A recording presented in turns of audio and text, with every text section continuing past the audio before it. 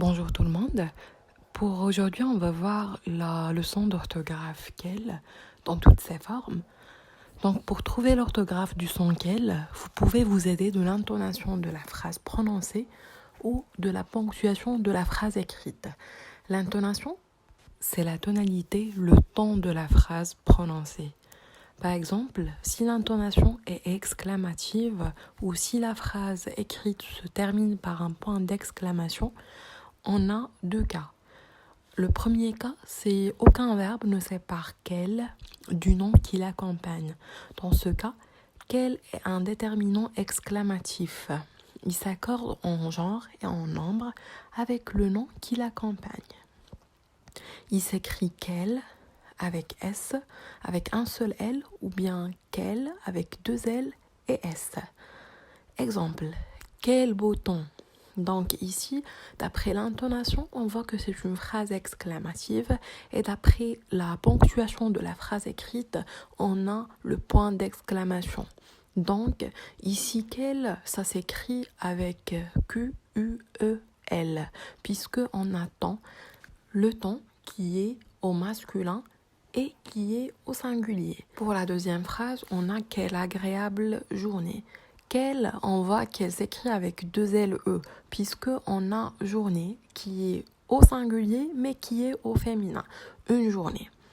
Ensuite, pour la troisième phrase, on a quel exploit.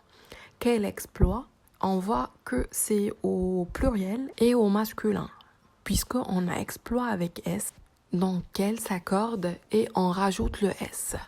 Pour la quatrième et dernière phrase, on a quelle réussite. Réussite, c'est un nom féminin, mais là, il est au pluriel. C'est pour ça qu'on a quelle avec deux L, ES.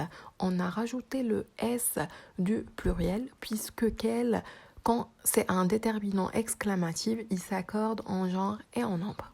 Dans le deuxième cas, on a un verbe qui sépare quel de l'adjectif qui l'accompagne. Dans ce cas, quel s'écrit quel formé de Q, U, apostrophe et du pronom personnel elle. Exemple, j'aime ta robe, qu'elle est belle.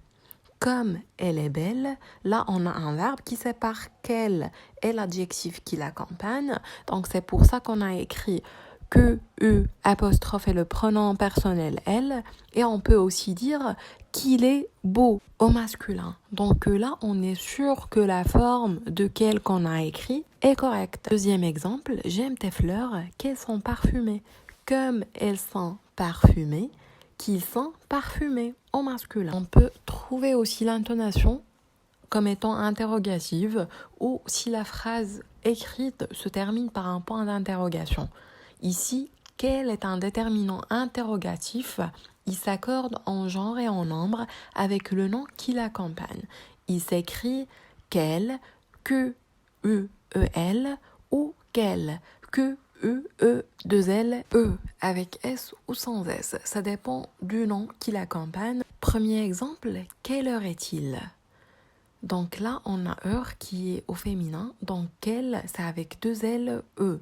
On ne peut pas dire quelle heure est-il. Donc là, la bonne forme, c'est Q-U-E-2-L-E. Non pas Q-U apostrophe et le pronom personnel elle. Deuxième exemple, quelles maisons sont à vendre? Ici, on a maison au pluriel avec S. Donc automatiquement, quelle s'accorde et on rajoute le S. Troisième exemple, quel âge as-tu? On ne peut pas dire quel âge as-tu. Donc, quel, c'est Q-U-E-L. Et quatrième exemple, quels sont ces hommes? Quel est au pluriel, mais au masculin, puisqu'on a homme qui est au pluriel. Dernier cas, c'est si on a l'intonation qui est ni exclamative, ni interrogative. Et si la phrase écrite se termine par un point. Donc ici, quel s'écrit toujours quel, c'est-à-dire Q-U apostrophe le pronom personnel elle, on ne rencontre cette forme qu'au féminin, qu'elle peut se remplacer par qu'il. L'exemple qu'on a, je pense qu'elles vont arriver. Je pense qu'elles seront là. Je pense qu'ils vont arriver, par exemple. Là, on est sûr que c'est la bonne forme de qu'elles. Je pense qu'elles sont en retard. Je pense qu'ils sont en retard.